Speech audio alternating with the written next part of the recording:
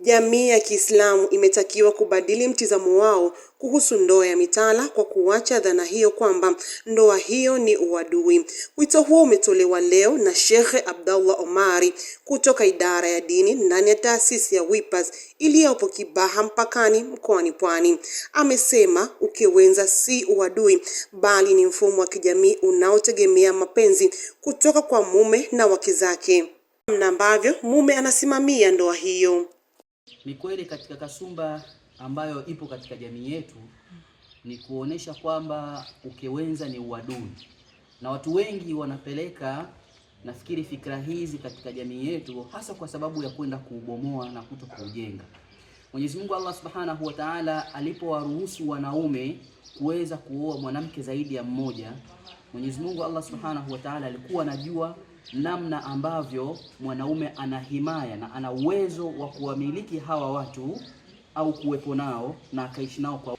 Lakini tukirudi katika mafunzo ya kawaida, ukewenza sio uadui cha kwanza, bali ni mfumo wa kijamii ambao unategemeana na mapenzi baina ya sehemu mbili, kwa mume pamoja na kwa wake zake. Lakini changamoto kubwa ni mwanaume kama atakuwa anapeleka siri za mke mdogo kwa mkubwa au mkubwa kwa mdogo, inaweza ikaleta shida na kuleta uhasama ndani ya hiyo ndoa. Lakini dhana hii ni potofu na wala sio dhana sahihi katika jamii yetu na katika mafunzo ya Kiislamu.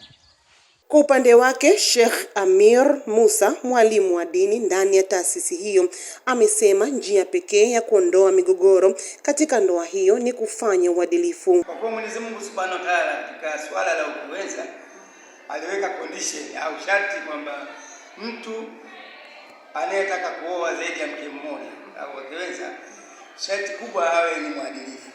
Mwadilifu maana yake sasa kwamba asiegemee upande mmoja zaidi kuliko upande mwingine, asijali upande mmoja alafu akaacha upande mwingine, kwamba akamwacha mwingine, kwamba akamtelekeza akajali mmoja.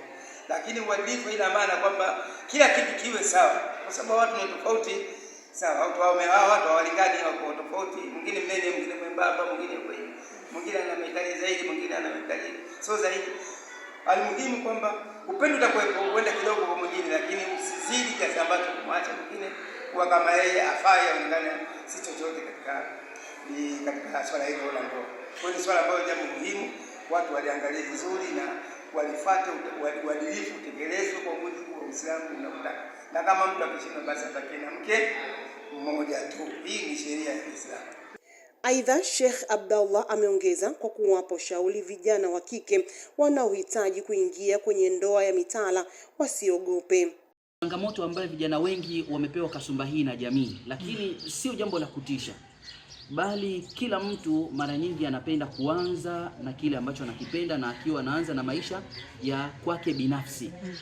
Ni jambo jema kwa binti ambaye anahitaji kuolewa au kijana ambaye anataka kuoa. Mara nyingi hao wanatokea kupata mtu ambaye yuko single.